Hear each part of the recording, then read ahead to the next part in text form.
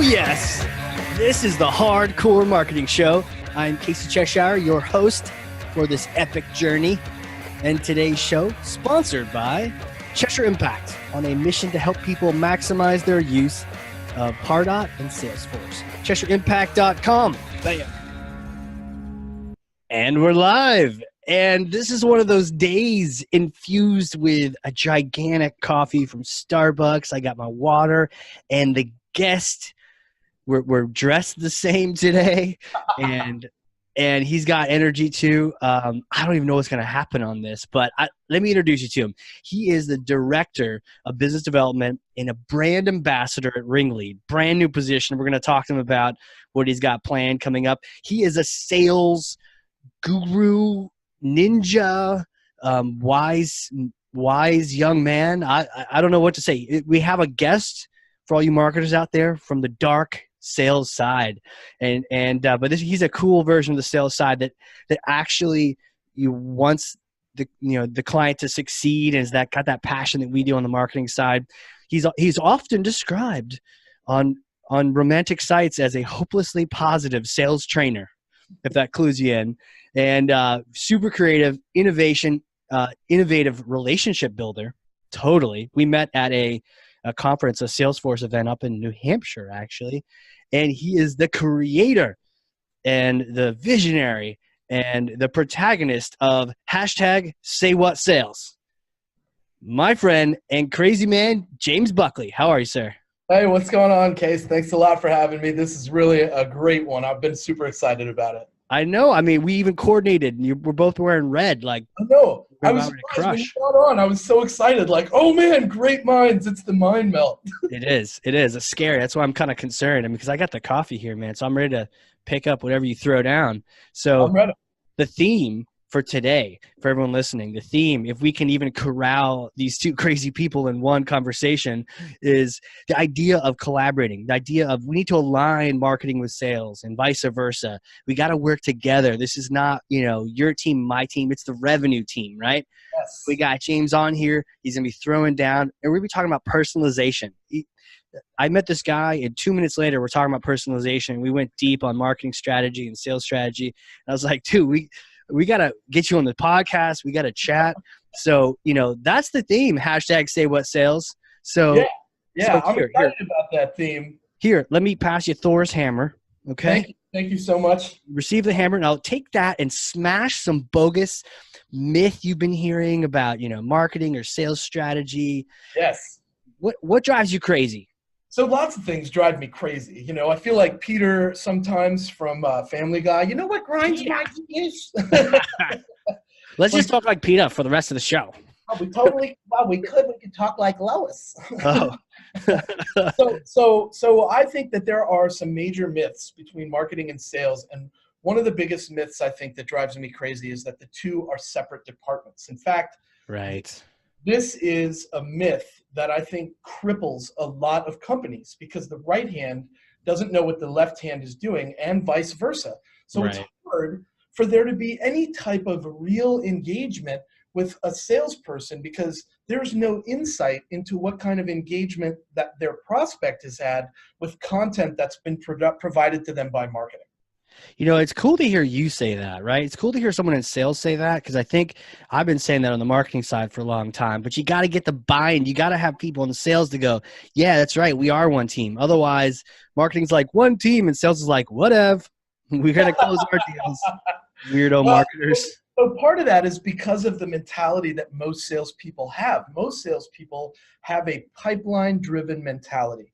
And I think that is super key for sales success. The problem that you have when sales teams focus solely on their existing pipeline is that they don't see the other pipeline. And I think most people think they manage one pipeline, but in fact, we all manage several pipelines. Tell me about that. Different entry points that come from marketing. So in most cases, you talk to salespeople and you say things like, where do your leads come from? And they have a list of great places that leads come from. Well, Guess what? All of that comes from marketing. Those leads wouldn't exist if it weren't for marketing, putting stuff out there for people to engage with. So when you look at that, you have to ask yourself, first of all, how does this align with sales? And this depends a lot on how your sales team is structured. So one of the big debates, and I guess another myth kind of, that's sort of mixed into this overall myth, Yeah. Crush. is the sales development role really still relevant? Because there's this comfortable handshake between marketing and sales. Well, I say this, it is still relevant. It has to be relevant, and here's why. If you're going to pass from marketing to account executive and skip the discovery process all across the board, what you end up with is account executives in mass. Some of these companies have thousands of account executives out there selling, right? And they're spread out all over the world. And they're all jumping on these great demos with people that have no intention of buying. Right. No intention of even thinking about buying it. They're just trying to kill a half an hour of their time, or they're looking for something very specific and they haven't told you what it is. So you don't even know anything about them while you're out there doing these demos. So maybe you get 8 demos a day and you come in on your Tuesday and you're an account executive and you're like, I'm going to crush today into dust. Yeah. I'm going to kill it. We're going to make so many closed opportunities here. Yes. Spartan. And what you end up doing is 8 demos with 6 people. You do 8 demos, 6 of those demos never had any intention of installing, trying, purchasing, evaluating, piloting. None of that was ever imagined by them. And it's the job of the account executive to make that happen with no context. That's why sales development reps matter. And the pass off between the things that they engaged with that came from marketing into the hands of a sales development rep that can call and do things like thank them for engaging with us, filling out a form that said, I need more information or I'd like to receive information, liking or commenting on a social share. Those are important things for sales reps to start conversations and qualify people before they reach the account executive and waste their time. I feel like that was a lot. Well, let me break this down because it's interesting, and I kind of have this marketing approach to this. I'm more of a Padawan when it came to sales. I mean, I've closed some deals in my day, but I'll come at it from the marketing side, and I think oftentimes you can pre-qualify people with marketing automation. And I think I say pre-qualify, not qualify, because. So are you talking about marketing or are you talking about insights? Well, okay, we'll get to that. But what I was saying was like, there's some, hey, when's your project timeline? Is it immediate? Is it later? And that's where grading and scoring comes from. And you get a little bit of the indication. But what I think we don't want to do and make the mistake in marketing is thinking that we're actually qualifying people. We're only pre-qualifying. So we can get rid of people in Sierra Leone. If you don't sell people in Sierra Leone, like you don't even need to talk to them. And we could have like filtered them out from you. That's nice, but that doesn't mean that everyone we still send over is qualified. And I think hearing you say that reminds me, that's where some of the misconceptions come from. We send this thing over and we go, oh, it's qualified in bunny ear air quotes, and sales are like, no, it ain't, right? That's not qualified. And we're missing that actual qualification process in the middle.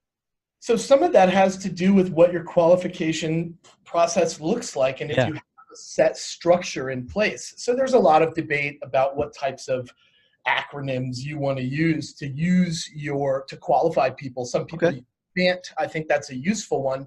But on the marketing side, you can only go so far. Like you can find out a little bit about that person's individual role based on their engagement. Or you might be able to even glean something about their budget or need that they might have just based on what they've engaged with content-wise on your marketing strategy. Oh, this person focuses primarily on return on investment. Well, she's the CFO. Well, that makes total sense, right? So I want to reach out to them in context of that type of engagement. And that's an important piece. That handoff is the teamwork that most companies miss out on. Because the sales rep is focused on this other pipeline that they're working. And all the while, they've got this great, hot, engaged lead that's coming into the marketing side. And marketing is like, here's an email. This person just installed this white paper. We've seen them engage with the following links, which means they're probably interested in this great thing. And the sales rep is like, I'm too busy having other conversations. Right. This hot lead. And marketing is like, but we're on the same team. Right. Huh. Yeah, so it's a breakdown in communication between the departments because they still view themselves as a single entity. And that's a big reason why I'm really happy to be on the Ringlead team, but we can talk about that Yeah, we're part. definitely going to talk about that. But you really got me thinking here, and this is not even like pretend, right? This is not like Good Morning America. Oh, look, the poodle, it jumped over the, no, like, it's interesting. We call it a marketing qualified lead, MQL. That's like a popular term, and we send it over to sales. And I'm thinking, not really. Like, I don't really want to stamp my name onto that. Maybe I've pre-qualified. I'm inventing it right now. Marketing pre-qualified lead. Yeah, MPQL. MPQL. Yeah, That's absolutely. what it really should be, because Absolutely. we shouldn't. And I think you get some disagreements where we go, "Oh, it's marketing." We say it's qualified, and sales is like, "No, it's not."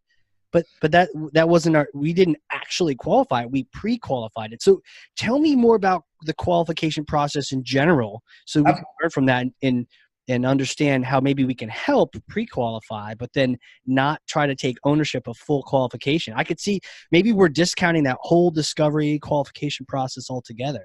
We are, and that's one of the reasons why we discount the SDR role, is because SDRs historically have a very strong gift for question asking, comments to be made that drive conversation, queries to be made about a specific piece of your process that somebody might be able to improve, finding a fit for your product or service that's centered on the need that your prospect is describing to you in conversation.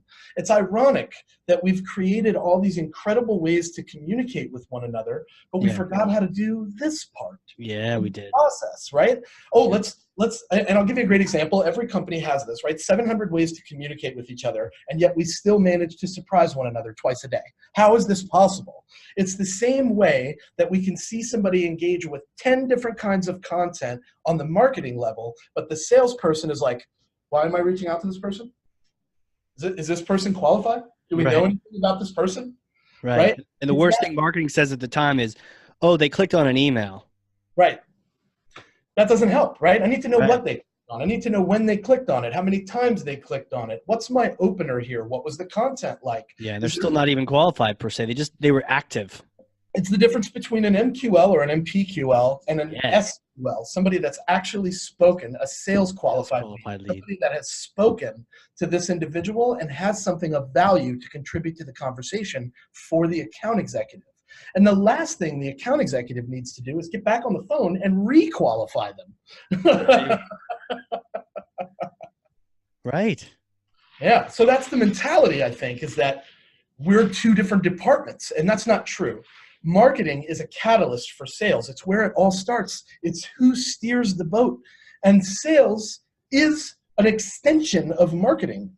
Our job is to create that piece of communication that exists, that handoff that says, this is for you because, and then execute on the because.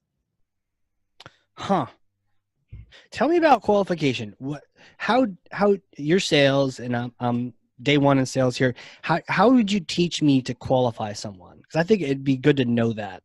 So we have a loose description. I love BANT, B-A-N-T, budget, authority, need, timeline. But I don't like the straightforwardness of the delivery of BANT. So we have an altered state of BANT. So I might say something that's about their budget, but I'm not going to come right out and say, what's your budget look like for this? How much are you willing to give me for my solution? Because then you're just fishing for information. Instead, I want to know about the urgency. If I ask if we have a timeline and there's a deadline, I can already assume that you've got the budget. Otherwise, you wouldn't have a timeline in place. Right.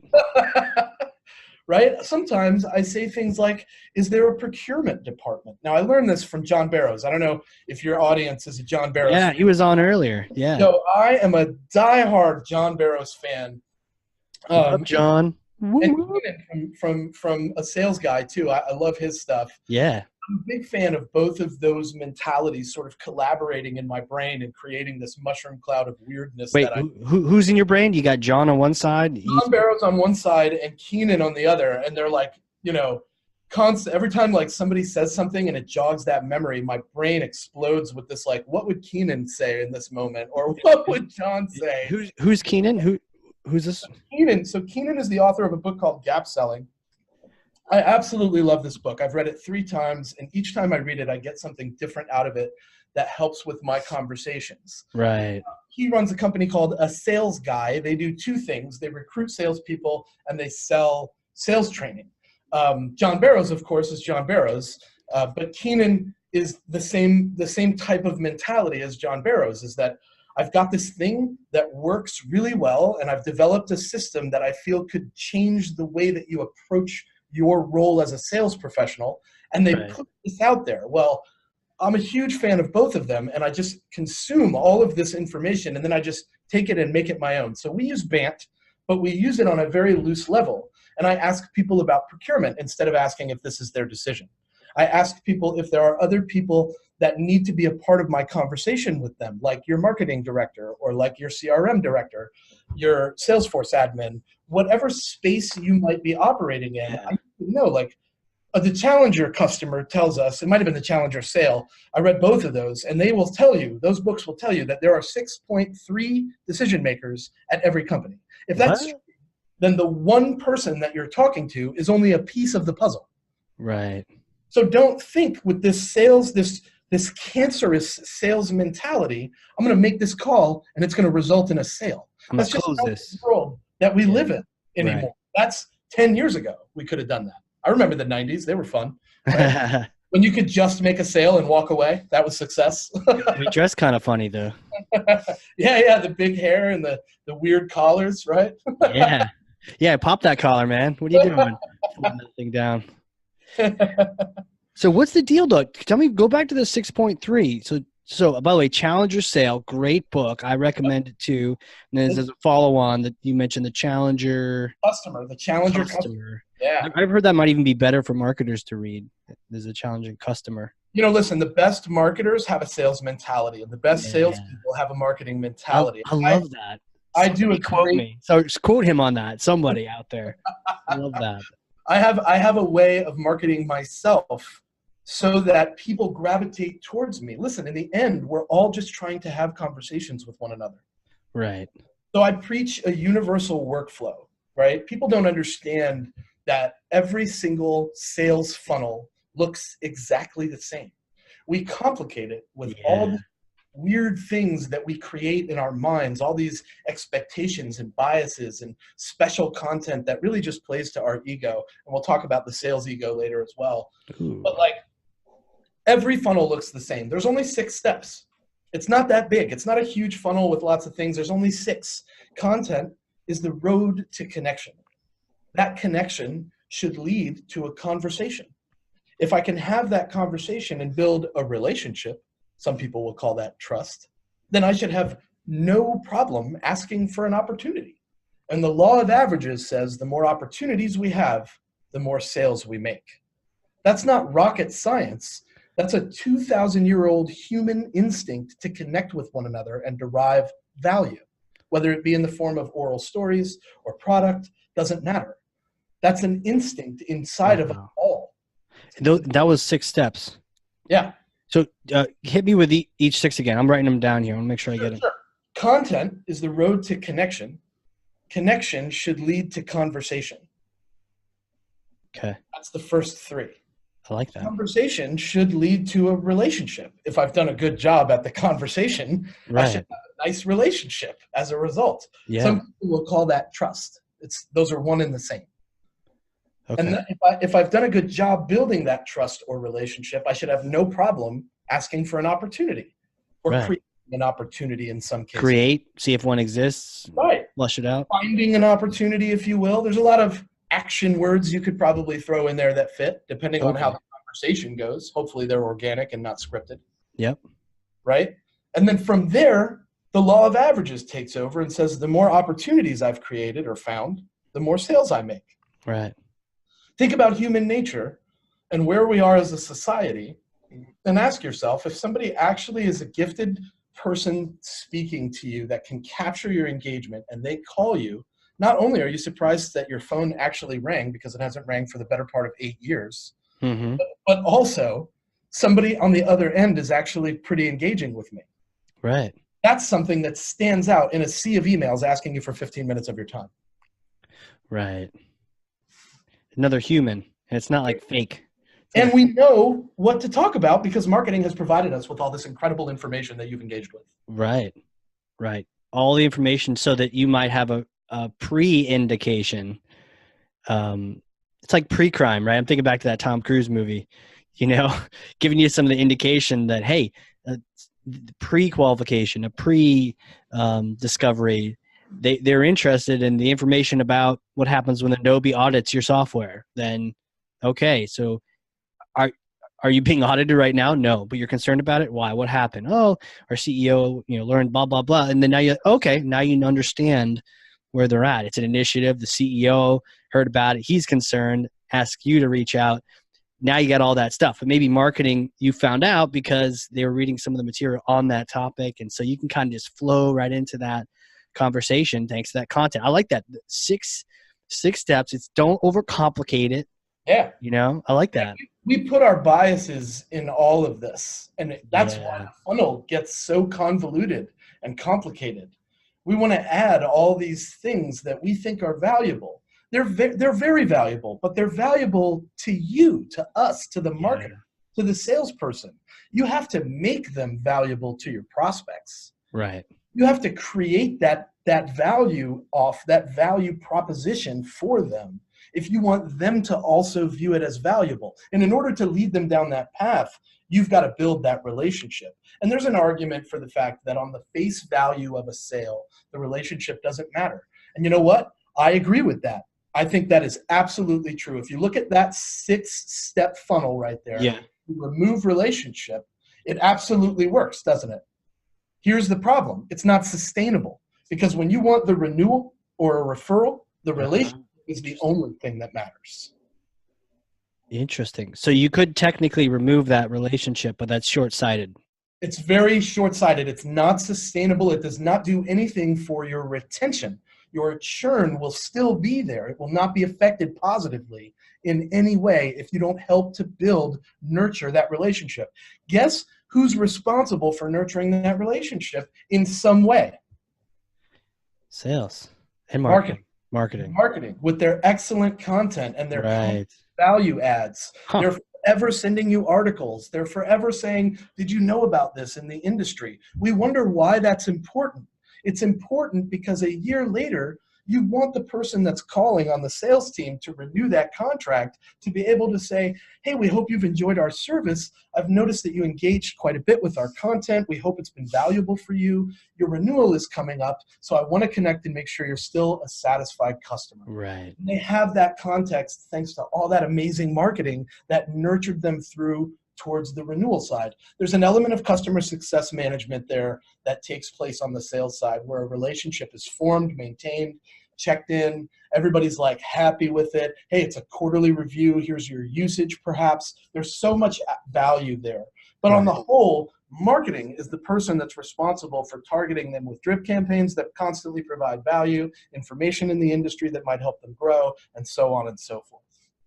I love it, man. What's cool is having this conversation, I don't feel like I need to defend marketing. I feel like you get it and you understand there's certain different roles on a team. And like you said, we're all in the same. Nobody solos Everest. What's that? Nobody solos Everest, right? That's true. That's true. You may not need oxygen, but you probably need a Sherpa or two to help you set up Camp 4 for sure. I had a question though. Why did you bring up the fact that you could remove relationship? Do people say that? Is that like a thing, like a debate in the sales circles? What's that? I missed that. Flipped out. Yeah. Removing relationship. Do people push on that or try to do that to churn more people through the system? Not usually. In my experience, people have really valued the relationship I've brought to the table. So let me be clear. I'm just an SDR. No matter what my title might say to you, I will always be somebody that is a catalyst for new business. That's my addiction. Right. I love that job. I will live, eat, and breathe that job until I die because it's the most fun job I've ever had in my life.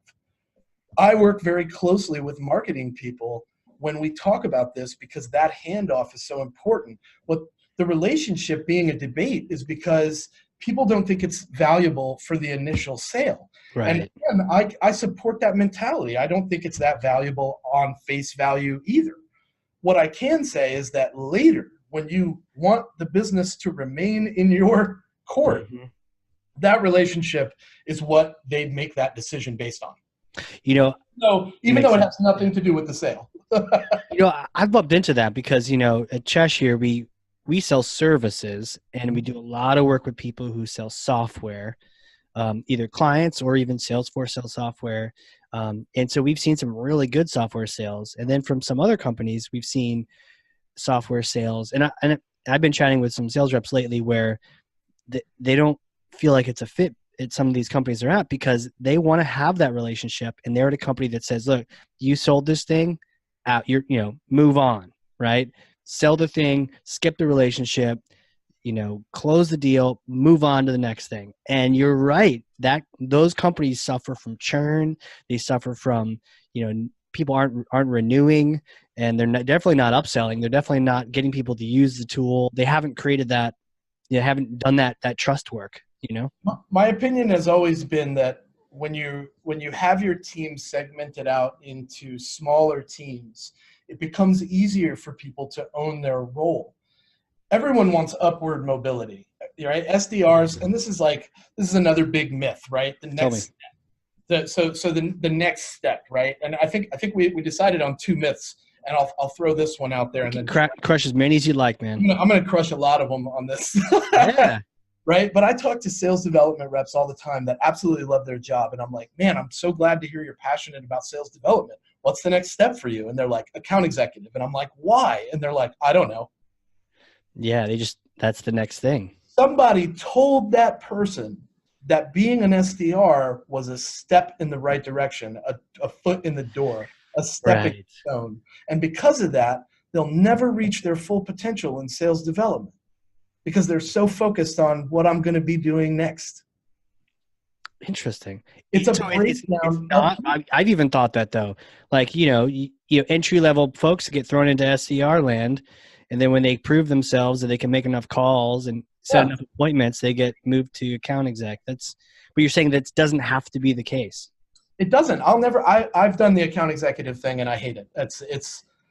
I don't like it. It's not fun for me. It's the same conversation over and over. Okay, we're going to run through the product now, and I'm going to go through these icons and run through questions, right? It's the same. But when you're an SDR and you're talking to people about their specific needs, every conversation is different.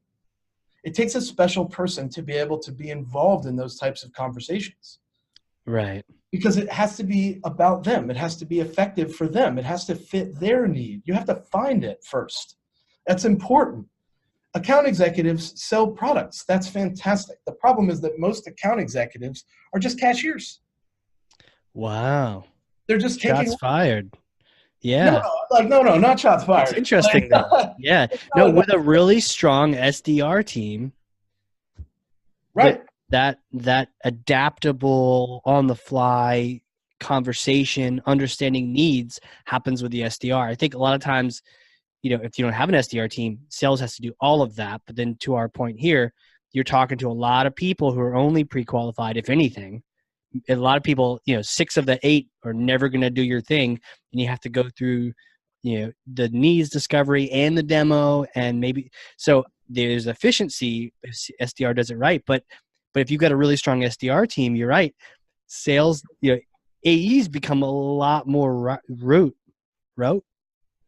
A lot more, patterned as much as. I think that what AEs become are salespeople, sales professionals. Here's the problem is that when you have an SDR team, especially an SDR team that's large, account executives become very comfortable, very accustomed to being able to hop on a call that came directly from marketing and be like, hey, I got this information. I want to jump on a call. Let's schedule it. Okay. It's a hot lead. So they schedule it. Now we're going to do the demo. And then I'm going to be like, what's the next step? And they're going to be like, I want 1,100 seats and I want to pay you $250,000. Please send me a quote. Wow. right? And they're like, yeah. And then they get a sales development lead, and that sales development lead is like, hey, I worked for 3 months to get this person interested. We built a relationship. They need X, Y, and Z. And the account executive's mentality is, all right, thanks. I'll do my best, right? Like, why is that different? That's opposite, right? Shouldn't it be someone has a relationship like that. But here's the breakdown. Here's the rub. Because account executives are very familiar with hopping on a hot call and making a sale, right? Or at least getting close to the close. Oh, it's going to close in the next 60 days. Yeah. But it took me 3 months just to have a conversation with this other prospect. They know they got to put that work in. Right. Sometimes that's a little less attractive than the existing pipeline of marketing leads that are coming in and ready to do business. Right. Because they don't realize that they too have to build the relationship. They too have to carry that torch. We expect our prospects. Here's another myth, right? Let's just keep knocking them down. Smash them. Another myth is that a prospect's relationship only exists between them and the company. And that is not true. We expect our prospects to build several relationships. So let me tell you how this works. 3 months, a sales development rep reaches out to create interest in connecting. We don't even talk about our product. We're just wanting to have a conversation. Now they agree to have a conversation. Let's say, for the sake of argument, that conversation goes fantastic. Now they're super interested. Took us 3 months. Okay. And we got it. Now we've built this relationship. You've seen my content. I've called you a few times. We sent some emails. I've bombarded you with collateral. You're ready to take the next step. And you think, let's do a demo. Now the account executive or the SDR is super excited. And they're like, hey, I'm so glad you're going to do the demo. Let me introduce you to this complete stranger that you don't know at all. Yeah, that's a problem, right? So yeah. You build a relationship. Now the account executive does the demo, but he does the demo with the muscle memory of somebody that does demos and then says, what's the next step? Push, push, push. Right? Okay, fine. That person probably not so receptive to that push. It took me 3 months to get them to open their arms to me anyway. Right? So you say, how'd the demo go? And now the account executive's like, oh, it went great. They were really excited, super pumped, and they're following up, building a relationship, liking, commenting, sharing, connecting. Everything's going well. 3 months, the account executive. Now we're 6 months in with this prospect. 3 months, they reach out. They finally build the relationship. The person gets back to them, and they decide, I'm going to buy this product. So now you've built this relationship with an SDR for 3 months. You've built a relationship with an account executive. You sign a document, and they go, great, how do we get started? And the account executive goes, let me introduce you to this complete stranger and you've never met, and he's going to take great care of you, I promise, right? Now they have a CSM. Okay. That's the third relationship, right? Now they have a CSM. They do the onboarding. They do the training. They do the pilot group. We're rolling hard. We're going to go live. We go live. 3 months into the go live, they have a problem, and they reach out to their CSM, who their account executive said would be their first point of contact for everything. And that CSM says, oh, you have a support issue? Let me introduce you to this complete stranger that you have no idea. You've never met. Right. And that's the fourth relationship we expect them to build. Think about how emotionally taxing your relationships are. Right. We're a year in, and this person has 4 relationships at one company. Now tell me that prospect's relationship only exists between them and the company. And the company. Yeah, I think that misses sight of the fact that there's people involved, and you don't form bonds with companies as much as you form bonds with the people at them. Yeah. That's why personal branding is so important in sales. Interesting. Yeah, because I need people to trust me. So when they Google me and they see Say What Sales everywhere, they go, this guy knows some shit about what I do. Yeah. Yeah. But back to the 4 relationships or more, or 2, 3, 4. Could be anyone. So I don't know. Depends. This is what's happening now. Is there a way to make that better? It sounds taxing. There is a way to make it better, and that is manage the expectations. Tell people about your sales cycle when you're talking to them. Right? Rope your account executive that's going to inherit this account in while you're doing the discovery sometimes. right? Kind of Connect them early. Hey, this is giving my them that friend. picture. Yeah, look, hey, we got a merry bunch of people over here. We're gonna, Introduce them early. we got all these people. We're all gonna have a party together, and you chat with me, and then I still though. I mean, there's a lot of people that love the idea of a single point of contact. Versus I guess it's just not always what is feasible. You're going to be multiple contacts. So just let people know. But man, I don't want to form a relationship. Here's the other thing. Do you form a relationship with an SDR person only to build one with the rep?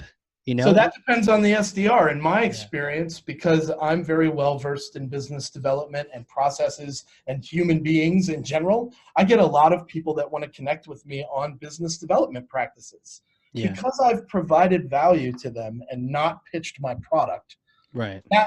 That moment down the line when I reach out and say, I've got something to show you, or I'd love to tell you more about what I do and how I can help you grow, because I'm already in this place of value in their mind, I don't have to send 16 emails to get a response. I send one, and they're like, I'm free Wednesday. Mm-hmm. And then I make that introduction. Straightforward. Right. Hey, thanks a lot for scheduling that call. What I'm going to do is connect you to my senior VP. Yeah. I'm going to run you through some cool stuff and answer any questions you have. And let's connect next week. I've got some ideas for business development I can share with you.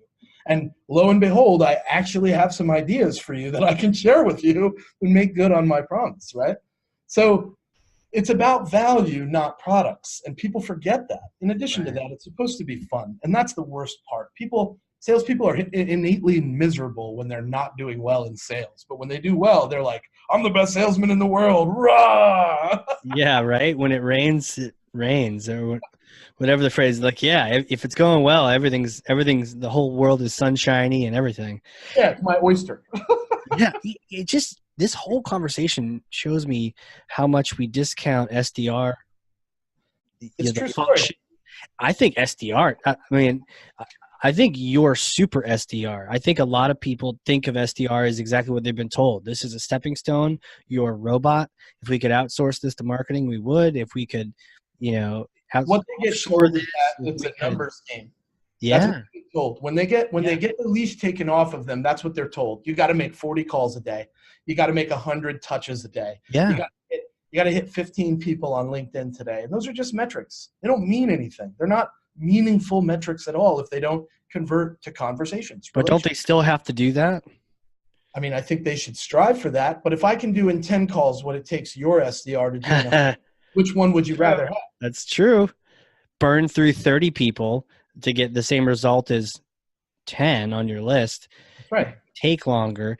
But, yeah, but can someone just roll into an SDR role, or is there a certain, do you need that training in that role as well?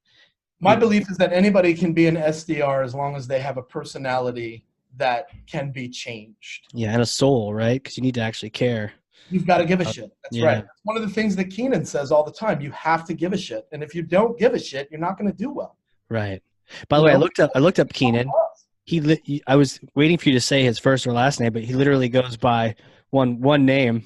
Yeah. There's actually a whole story behind that. I'll let him tell you, but that's a whole thing. Yeah, for sure.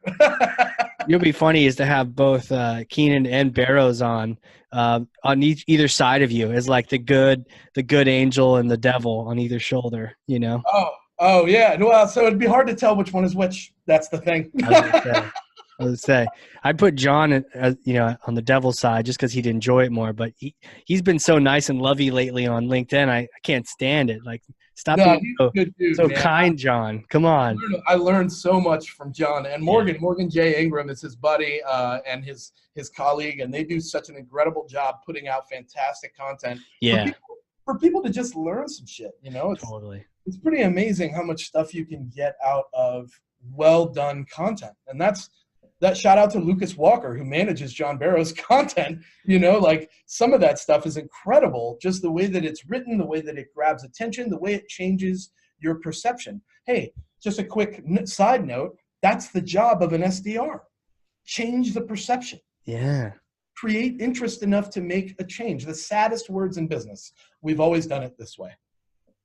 About a year ago, I managed That's the word. I kind of did. I managed or I hosted a panel discussion. It was I think it was Open View Ventures. It was, you know, is the SDR role, do you have one? Should there be one?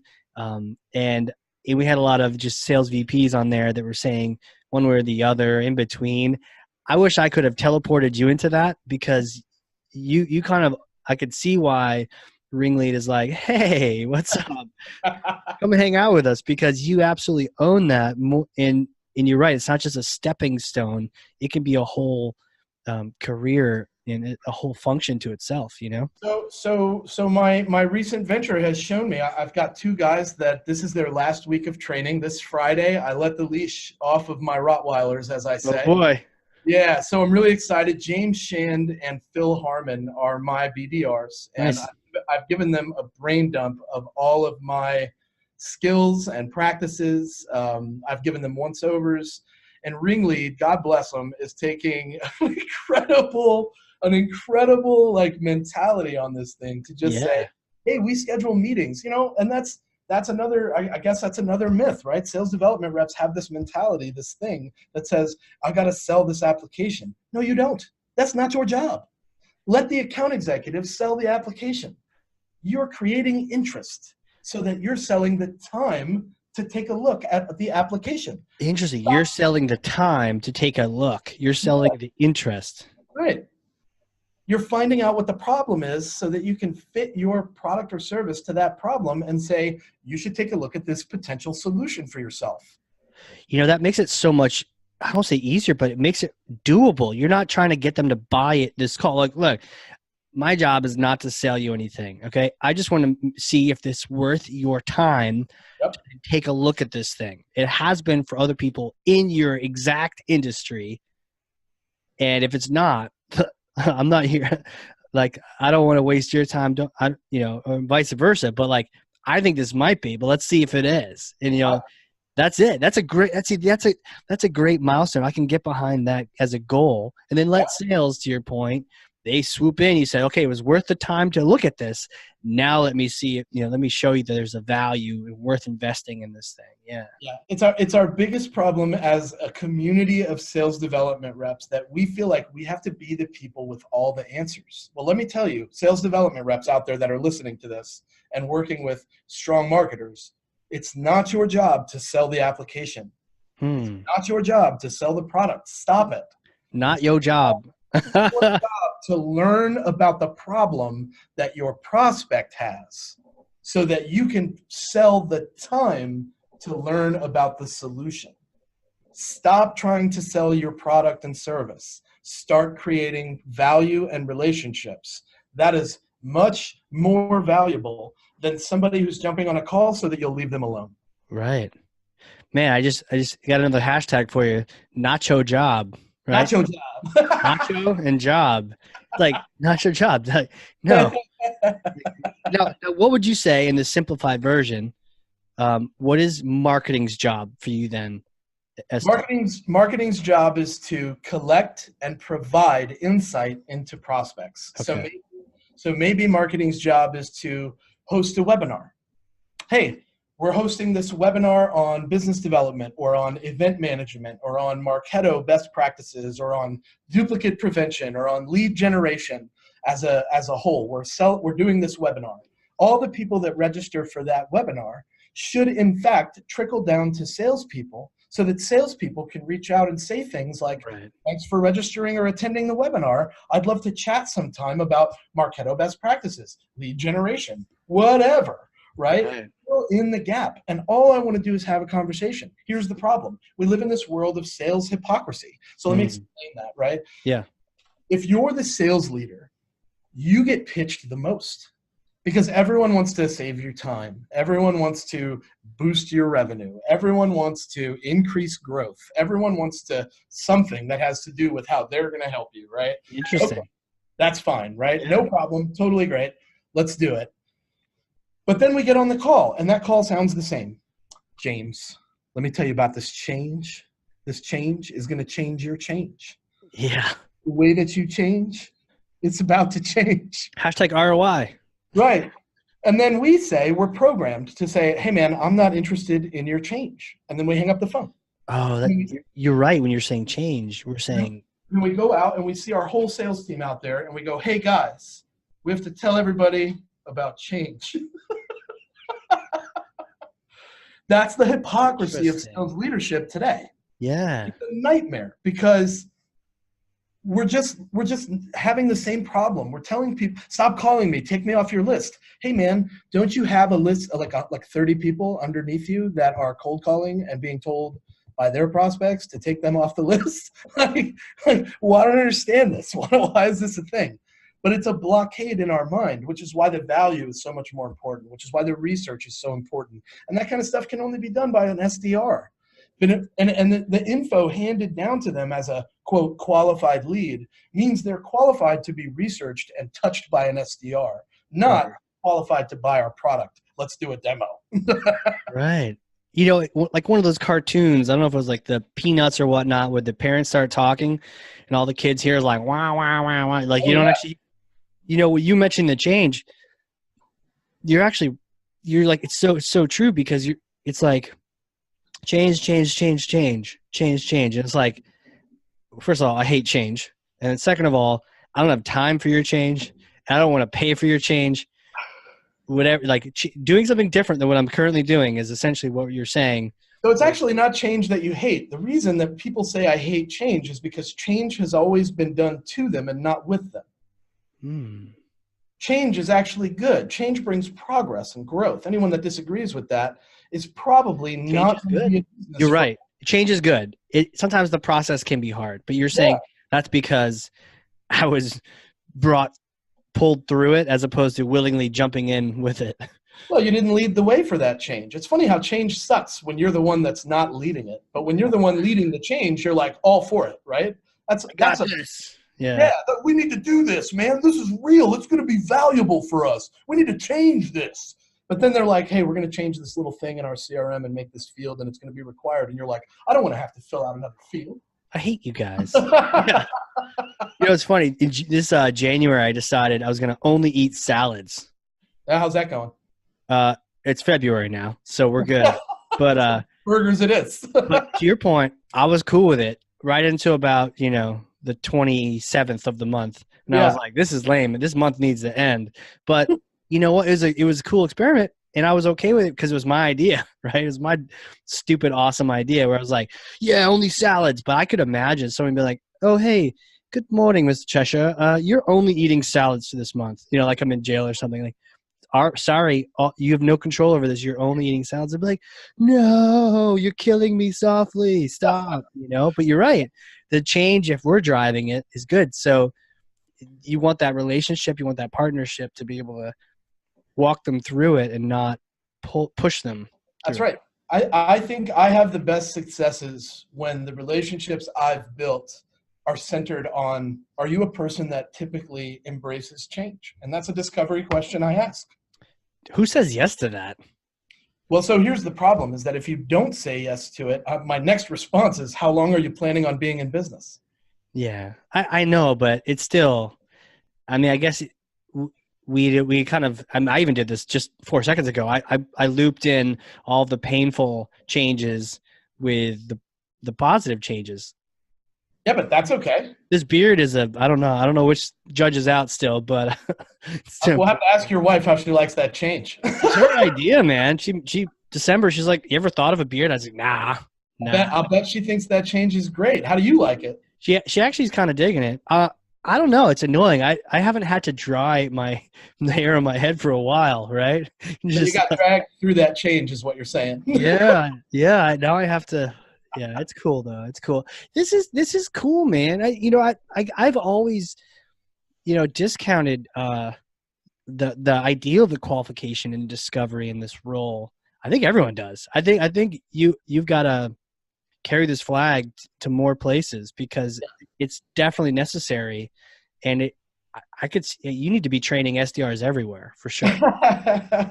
It's an interesting debate, right? Because people don't think of it this way, and I say it all the time. Your job is not what you think it is. Yeah. You've been told this thing, and because you've heard it 5 times, that's what you think now.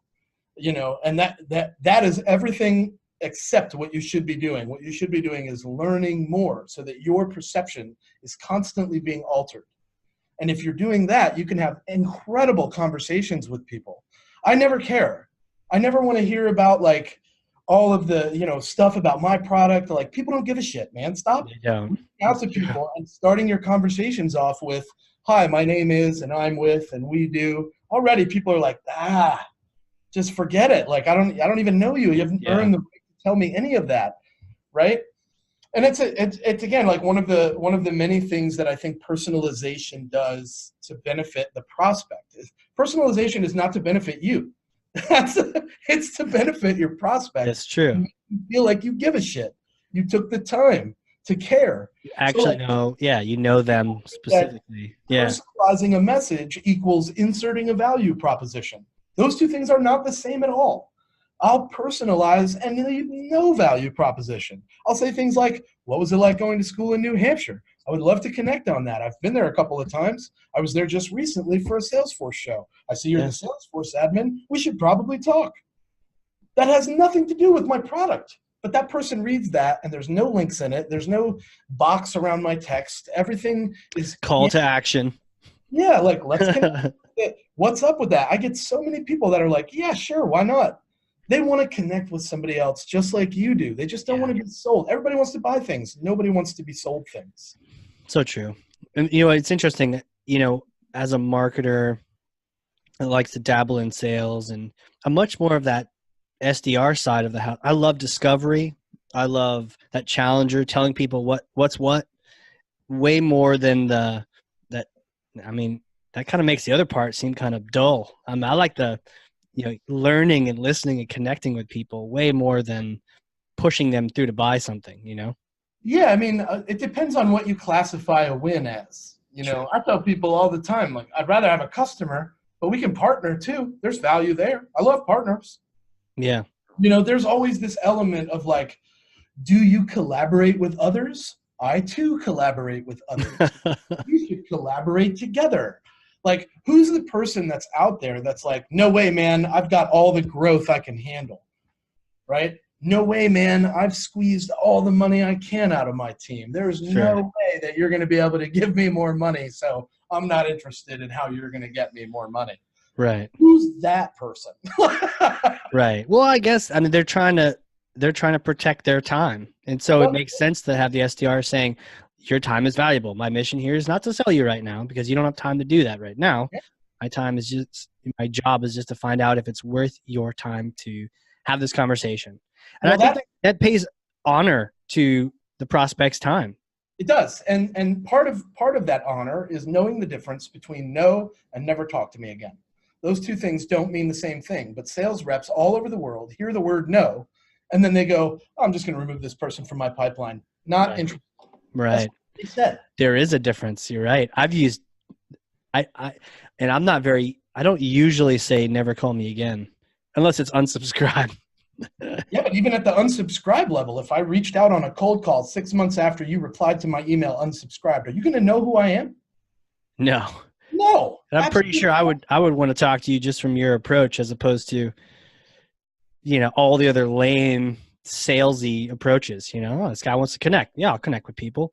You never know. Maybe we can help each other out. Who knows? Well, everything should lead back to a conversation. If you're out there trying to have conversations, you're going to have much more success than if you're out there blasting emails to people, hoping you catch a big fish in your return. Yeah. Spray and pray has been dead for a really long time. People need to understand that it has a very specific purpose, and that purpose is no longer to do sales. The purpose of spray and pray is to disseminate information, glean the engagement on that information, and then take action on that engagement. That is the job of spray and pray now. When it came out 6 years ago, people were spraying and praying and putting things out there in the name of their SDRs. Those SDRs were then getting responses and fielding those responses. Mm-hmm. Today, spray and pray is really well known, and people can spot an automated email before it even hits their inbox. They're like, denied, right? Yep. It's like this element. Unless I wrote it, in which case they have no idea. But that's okay. Keep going. Hey, even if you wrote it, I assure you that you're not at 100% response rate. If you are, we should No. think about how you got there. Pretty damn close. I'm at 104% response rate. Don't ask me how that happens. It just does. So yeah, I think that the handoff there is so important because Yeah. marketing people dude, I learn so much from marketing people. Like Hmm. I want to pick those people's brains all the time and be like, hey, how'd you get this type of interaction? Because that's the shit that SDRs struggle with. Yeah. Vice versa, though. Honestly, some of the best marketing I've ever gotten is, yeah, there was this one, you would appreciate this. There's one on-site we're doing, California, software company, and we had marketing in there. We had sales leadership in there, and they did have an SDR function, and somebody invited that guy. Kind of reminds me of you, actually. And he shows up, and he's that guy, and technically that's low on the totem pole of all Yeah. the bodies that are in there. He's just the SDR guy. And they had a couple, but he was, I don't know why they brought him, but he was cool. So he's in there, and we're all talking about, like, all right, what are the segments we have for the group? What are the reasons people actually want to connect and engage and whatnot? Nobody knows. I'm sort of facilitating, right? No one is actually sure. Even prior to getting there, they were segmenting on title. Like, no one even knows. And then SDR guy says, look, I'm always trying to connect with these people. And if I mention one of 5 things, or they mentioned it, or we saw that they looked at the white paper, and I mentioned one of these 5 things, they call me back like instantaneous. They will call me. They will always write back if they're having one of these particular events that creates like this massive urgency in their life. And you didn't create it, but you mention it, and that's exactly what's going on right now. And he shared what those 5 were. We're like, that's it. Those are our segments based on the need. Like, if people come in and they have any one of these 5 needs, it's a no-brainer. We get them content right away. We get them to SDR so they can reach out right away, and we know they're going to connect right away. Everyone else can go on a nice slow nurture until we discern if they're in any one of these 5 hotspots, in which case they go right over. If he wasn't in that room, we wouldn't have had those triggers. We had no idea. But he was the one that was talking to people, doing the discovery. It's like, that's the source right there, I don't think that marketers talk to SDRs enough. And No, we need to hang out more. I think they should be in the same room. Yeah. Yeah, because marketers have a deep understanding of product. See? Oh, same room. That would be sick. That would be sick. That'd be a cool idea. Marketers have the deepest understanding of the products that SDRs are creating interest around. Yeah. Right? Again, not selling the product, right? But creating interest around it. If that's true, then I need all the val props that I can get, which brings us to our next point, right? The val prop and the personalized message. I mentioned it earlier. When I was with Cirrus Insight, I was limited to a very niche product. It was Salesforce and inbox integration. That was it. That was the whole. And now that I'm with Ringlead, I have all these different value propositions busting out. Oh, nice. Hey, do you have duplicate records in Salesforce? Yeah, most Salesforce companies do. Who says no to that? We all do. Right. So call me and let's solve that problem today, right now. Yep. But let me hear how bad it is. Have you done an analysis? Do you know how bad the problem is? How big is your database? How much can you afford, right? This is important. That's discovery, right? Do you need leads? Great. I've got Capture, which will go through LinkedIn and pull all this custom information for you, firmographic, social media info, phone numbers, email addresses. Like, do you need leads? Let's talk about lead generation. Right. I have data enrichment. Do you have thousands of leads from 2016? Yes. Great. Let's enrich all of those so that salespeople can reach out to brand new leads. Right. Right? Huh. Otherwise, so look at all those value propositions that I've got. It's part of a system. How do you prevent duplicate records being put into Salesforce today? Oh, what do you mean? I can't stop people from creating a record. Yes, you can. Let's talk about it. That's important, right? People don't understand that the value propositions, the problems that people have vary. How does your solution, your service fit multiple problems that multiple companies have? And if you can find that, all you need is conversation. Yeah. And what do we know about conversation? Conversation leads to relationships. Relationships lead to opportunities. Opportunities lead to sales. Again, not rocket science. Yeah. Those 6 Those 6 steps. That was it. Yeah. Half of it is just the conversation. Yeah. This has been crazy. I think I've learned more from you. I'm running out of paper. I take notes for every show. I only got one piece, front and back, but I'm running out. So who are you? How did you become this like SDR whisperer? I don't Take know. me back. Take me back to like little James. Oh, so little James was really heavy into the Karate Kid. Yeah. And because of that, my dad and I fell in love with UFC. And if you watched the first UFC, then you watched Hoist Gracie beat Tank Abbott with a broken arm and a broken leg. And when that happened, my dad immediately put me in jiu-jitsu, and I did it for most of my youth. I never really had any Wow. amateur career stuff or anything. Yeah.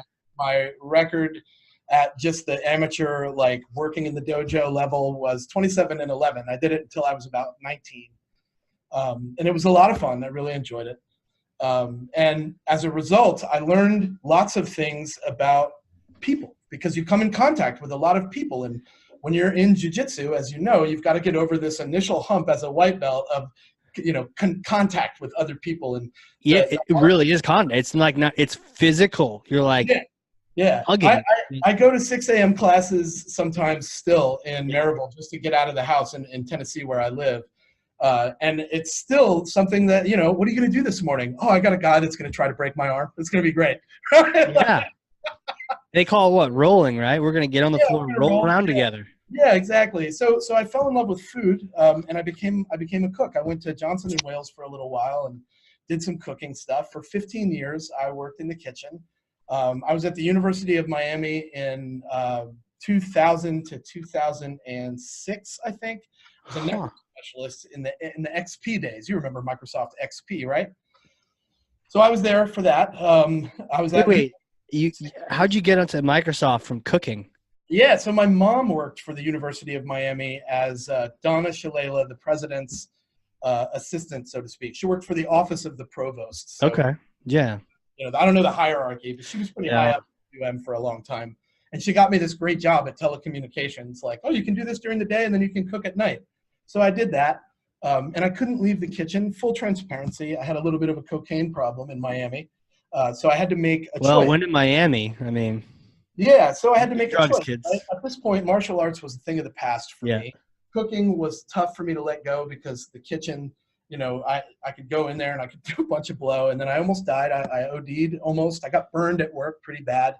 And I went to the hospital. And the doctor almost died? I mean, did they have to do that drug that kind of takes you off the... So no, I got lucky there. What ended up happening was I got burned pretty bad at work. You can see I don't have a lot of hair that grows. Yeah, no, can't see it in the video, but okay. So the grease kind of splashed up. Oh, burned that way. I thought maybe like the drugs burned you, but you're saying like the... No, I got burned in the kitchen, right? I was on a bunch of blow and I wasn't paying attention and I got burned pretty bad at work. Jeez. So I go to the hospital, right? Burn marks on my chest and everything. No scarring, thank God. So the doctor comes in. Doctors aren't stupid, right? Big headlight for eyes, and he goes, I'm not feeling any pain. Yeah.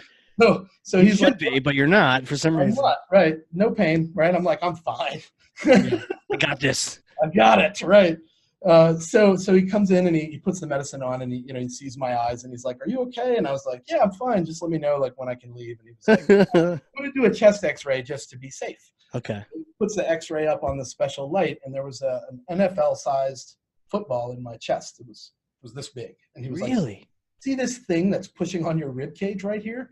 As a joke, I'm like, "Yeah, what is that? A tumor? Like, lay it on me. I don't care." And he's like, "That is your heart. And at any moment, it might just rupture, and you would die in about 8 seconds."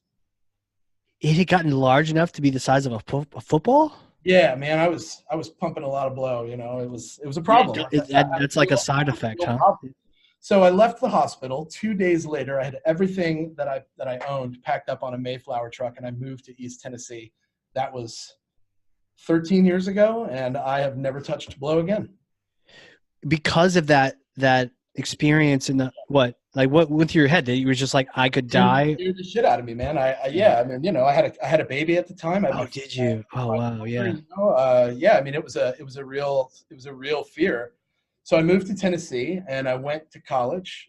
Well, you got out of the environment, right? Because like I think people discount, just like we've discounted SDR, we discount environment. There's a really cool book, Willpower Doesn't Work, that Yeah, basically says, look, your environment's important. You want to lose weight, but you have a jar of M&Ms in front of you, or you want to do this other thing, but your environment will pull you back in. So if you had that moment, but then you stayed in Miami, your environment would be trying to pull you back in. right. That's right. And I think leaving really changed the trajectory of my life as a whole. 100%. I didn't have much to do when I got up here, so I ended up back in college. I got a real degree, writing communications, minor in sociology. And believe it or not, I got started in sales thanks to a Facebook post. Really? Tell me Yeah. about it. So the web designer for Cirrus Insight's name at the time was Alan Brady. Alan Brady and I knew each other when I was in college. Now, I went to college as a non-traditional student. So I'm 30 years old with 4 children sitting in classrooms with 19-year-olds. What was that like? Oh, man. So it's funny, like perspective is everything. So we're in Yeah. this sociology class because I minored in soc. So I like to say that I can write about what you're going to do before you do it based on your Yep. past. So, Yeah. I'm sitting in these sociology classes. We're talking about kids, and this one girl, in the process of talking about like child discipline, is like, I'm never going to spank my kids. And then everybody immediately turns around and looks at me. I'm like, wow, like that's a lot right there. So then they, what do you think? And I said, well, I think you should probably have this conversation the first time that your kid jets out into the parking lot at Walmart. And then we'll talk about how you're not going to spank your kid. Because Yeah. I assure you that you will spank your kid in that moment, because you'll make damn sure that never happens again. Parking lots are the most dangerous place. That's right. So because they can't be seen, right? When he's driving, they're too short. They run out, bam, dead. Super right? can't do that. You absolutely. Traumatizing, like, oh my God, You gotta send a signal and say this is not cool not cool. for their own good. So then that became a huge conversation, right? And suddenly I'm a piece of shit because I don't want my kids running out. Oh no, they didn't. They probably couldn't see it, right? Because they're not there. Because they're 11 years old, exactly. So because they're kids themselves. Sure. So it's hard for me, right, to sit in these classrooms. But I struggled through it. I went to college for 5 years. I got my degree, and I didn't know what to do with it. And at the time when I graduated from college, I had all this time and I had all this culinary experience, and I was like, I'm going to be a kitchen manager. Well, that was a tough thing because I didn't go to college so that I could become what I already was. I mean, I could have stayed a kitchen manager and just worked through. Yeah. It was a little bit more money, but like the idea was to change my life, right? Yes, totally. So I did. I changed everything. I went on Facebook, and my buddy Alan from college was like, Cirrus Insight, my company that I work for, is looking for salespeople. Now, I'd had door-to-door residential sales experience, B2B door-to-door experience, in and out of the kitchens. I had done sales jobs just to change it up a little bit. I was always really good at those. But I never did put anything behind it. I never thought it would come in handy. I always thought, it was just something I did on the side. So that's how I ended up at Cirrus Insight. Was I responded to that Facebook message and I said, hey, I'm interested, let's chat. And then he introduced me to the senior business development manager at the time, who I would later replace when he moved to a customer success position. Wow. So that's how I got it. Yeah. Yeah. You just moved on from Cirrus. So is this all sort of recent, or? I've been with Ringlead for, I believe, 6 weeks. Ringlead 6 weeks. And how long were you at Cirrus? Almost 4 years. Wow. Yeah. It was It all comes together. So all these different pieces, you put them together while you're at Cirrus by learning and seeing and. Yep. Cirrus Insight was and remains my favorite job that I've ever had until now, where I get to actually do what I wanted to do, which is train SDRs. Yeah. Well, you perfected the craft, and then now you're getting a chance to have a bunch of little mini Buckleys running around. At work. Yeah, they're at home running around, but now you have them at work. But doing it that way, that's caring, discovery, qualification, relationship, trust, all that. Exactly. And I think it's great. What's crazy, though, is I've stepped into Ringlead, and Ringlead's data management system highly supports business development and SDR teams. Because what it does is it manages the incoming data, and then because of all the bells and whistles that we can set up, it does things like route that lead that came in to the right person. Yeah. It does things like make sure that the new lead is not a duplicate record. It does things like take all these old records and enrich them so that sales reps can start reaching out and have accurate information. The biggest problem that salespeople have that use Salesforce anyway is that they do things like go to events, right? So you and I know events. We do a lot of events. Hell yeah.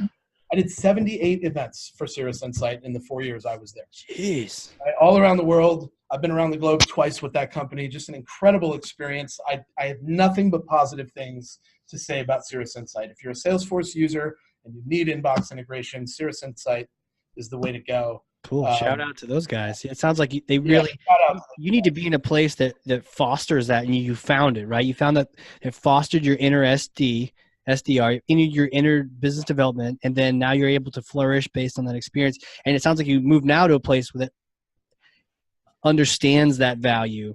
Oh yeah. Yeah. I could imagine you couldn't work at a company that just thought that SDR was like the junior cold callers, right? Unless you could transform them. But if they didn't get it, you would be the wrong fit for that because you bring so much more to that process. I think there is more to the process is the thing. You know, shout out to Morgan J. Ingram as well. I mean, if it weren't for his SDR brain, I don't think I would feel this strongly about my role. You know, there's so much left on the table when we hire SDRs because we hire them and we say, your job is this thing. And then that's as simple as they make it. They never go any further than to say, this is my thing and this is what I do. Right. So they get on these calls and they say things like, hi, when are you free for a quick demo? That's the opener. And you're like, demo never? What? Never. Like, I don't How about never? Yes, stop calling me. Oh man, there's so much more to it. It's like the wrong line. It's like bad pickup lines, bad SDR lines. No, we haven't even talked about Say What Sales and the personal branding aspect. Tell me about Say What Sales, man. Let's get that in. Yo, man, it's crazy because like I started getting more demos than the other SDRs at Cirrus Insight. Yep. It was fine. Like I was, you know, our quota was like 15 demos per month, but I was getting like 25, 27, 36. My record is 54. You know, Dang. That's a lot of demos, right? It's like hiring 3 of you to do it for one. Right. So then I started telling people about it. And then I was like, you know, I could probably just put little videos out on LinkedIn because I was very heavy into Facebook at the time. So my 2017 New Year's resolution was that I was going to use LinkedIn as much, if not as often, as I did Facebook. Nice. And that was the catalyst for Say What Sales because it was where I put my first few hashtag Say What Sales videos. And it started off with just me giving feedback as what I've learned in the SDR role at Cirrus Insight for my first year or two, you know? So I was just telling people like, hey, you know what works for me? This thing that I say. Hey, you know what works for me? This thing that I do. Hey, you know this? And suddenly people started to gravitate towards me and be like, oh, I tried what you said and it really worked out. I still get messages like that to this day. People go, oh man, I did this and it worked, you know? And I really just wanted to provide value to the sales community. Well, that was when I stumbled upon people like Morgan Ingram. I wanted to do a show about sales development. Well, then I found the SDR Chronicles. Oh. And I was like, who's this guy that's got my idea already? And then I right. talked to him and I was like, screw you, man. You beat me to it, you know? And he turned out he was in Atlanta, so not too far from me in Knoxville, Tennessee. And him and I ended up connecting. And at this point, we've done all kinds of stuff together. We talk all the time. Oh, cool. I think we have the same like SDR brothers. Yeah, man. Like, I just feel like we're very connected and have the same mentality about sales development and the passion behind it. So then I started to do them on Twitter as well. And then I was like, well, you know, I'm already deep in. I probably should start an Instagram account. Before I knew it, I was managing Instagram, LinkedIn, Facebook, and Twitter. And then I linked Facebook and Twitter. Now it's like every other day I've got a video to put out. And now I started, Say What Sales began right here with me just, you know, putting my camera right here, you know. And now thanks to Ringlead, they love all my videos. Everybody's connected with me. They've followed me for a long time. They're a partner of Cirrus Insight. So like we had an existing relationship before. I've met a lot of their guys at shows that I've done. So it was almost like a natural transition for me to go to this company. And lo and behold, they've got Grant Green, who manages all the media, all the production, all the videos. And he's like, man, I'd love to do say what sales stuff. And I was like, what? That's awesome. Let's do that, you know? So I went up and we did a training. We did a bunch of stuff together. We made some videos. And before I knew it, they were like, so you're on board. I was like, yeah, I guess so. Yeah. It's like a little hobby interest that just grew. Yeah, it did. Very, very organically, very almost effortlessly on my part. I wanted it to be valuable for the sake of being valuable, not for monetary gain. And I will continue to put free content out there so that salespeople realize that we've got to change what is broken in our system. Yeah. The automation game has a place, but it is not in your prospect relationships. Right. Huh. Now, how do people get connected to this content stream? Twitter, LinkedIn. You can search a lot of the hashtags I use. So you can search hashtag say what sales. It's all one word. I am on every platform that you can imagine. You can call me direct. I love giving my phone number out publicly. It's 305-632-6005. You can reach out to me directly via email, jbuckley@Ringlead. It's a good thing I'm not Joe Rogan yet, because people be calling you right now just to mess with you. I would welcome the calls. Crazy. It's no problem. Yeah, I mean, like I've never met a stranger, and there's nothing wrong with somebody calling me. I want you to call me. We should talk about your problem in Salesforce and marketing technology. Like, what are you using? How can we make it better? I assure you that there is some value that we can offer one another, whether that's a form of partnership. Go to ringlead.com, check it out. It's, let's change the way that we collaborate for the betterment of your prospects. If that's my focus, we should connect. Like, that's right. Are you saying you've grown big enough? You're not interested in growth? Right. No, or change the earlier question, Well, I mean, look, if I have 15,000 people that follow me across social media in general, wow. If I don't have somebody to refer you to that could fix your problem, what? I'll give you your money back, I guess. It's like, hey, does anybody know who does Salesforce adoption? 35 people in my network are going to be like, I do. Reach out to me. Like, right. That's cool, man. You're like this relationship, discovery connector wizard. I like to say that I am a conduit for business intelligence. That's what I like to say. Writing that puppet down. Yeah. Do it smart, not difficult, right? That is good.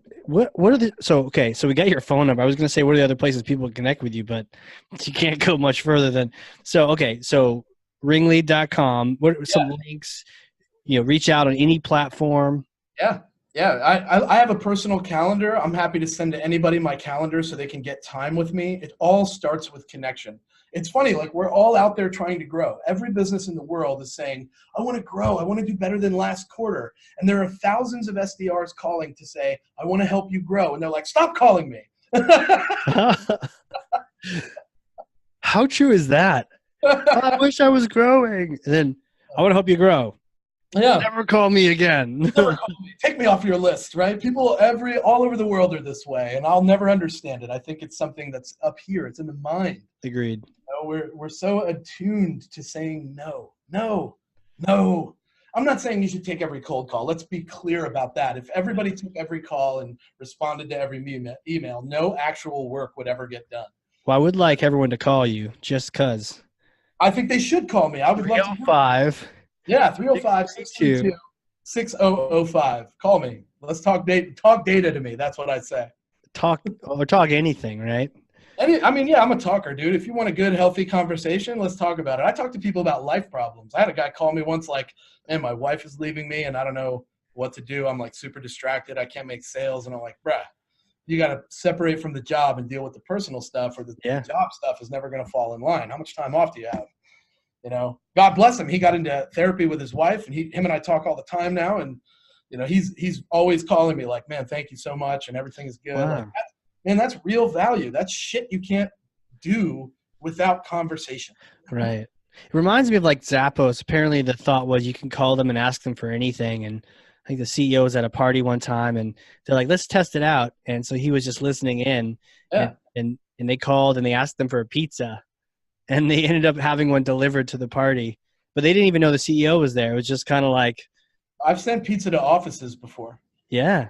Yeah. Hey, you can't say no to pizza. I mean, it's pretty good. But no, it's like for you, you're like the Zappos of, hey, conversation. It's not just a conversation with Ringlead. It's with, Mr. Say What Sales himself, who is not even about the sale. It's about the conversation, It's about the connection and the value and what your needs are. I mean, I think that there's value in everything that we do as human beings. And the sooner we realize that that value is meant to be shared with the world, the better that value is received. There's always going to be haters. If you got haters, you are doing it right. Keep going, right? Don't worry about that. There's always people who want you to fail. I have a laundry list of people that hope I fail. People I screwed over way back in the day when I was a terrible person. People that, don't like me for one reason or another. And I'll be honest, my personality is not for everybody. There are lots of people probably that see my stuff and go, this guy's so full of shit. I love your hate. I love your jokes. I love the banter back and forth. I will always thank you for leaving your negative comment on my shit. You have huge followings. Your negative comment makes sure that all of your people see my shit. And somebody will reach out to me and go, hey, this person left a shitty comment on your thing, and I saw your value, and I'd love to connect. That happens to me all the time. Please keep bringing me your negative so that I can respond positively. I look forward. Love it, man. Love it. Well, I got to thank you, man. This is great. Well, we're going to have you come back on and talk more about LinkedIn and all this other stuff. But, this has been awesome. Anytime. I've learned a bunch. And, everyone out there, if you've learned like I have, if you have notes out the wazoo. Now, if you don't want to take notes, we took notes for you. We have show notes, hardcoremarketing.com. But, if you learn something here, share this with someone. Yeah. And please do call James. Call him right now on his cell phone, just because I want to see what happens. And if this is 10 years from now and we've got 30,000 million people listening, call him as well. Yeah. Because I want to see what happens with that too. But this has been awesome, man. Thank you so much for coming on here. I've learned a bunch. Yeah. It's my pleasure, man. And I'll end it the same way I end all my videos. # say what sales. If you're a salesperson, we're the same person. Awesome. I love it. I love it. Thanks again, man. And everyone out there listening, this has been the Hardcore Marketing Show. We will catch you all next time. All right.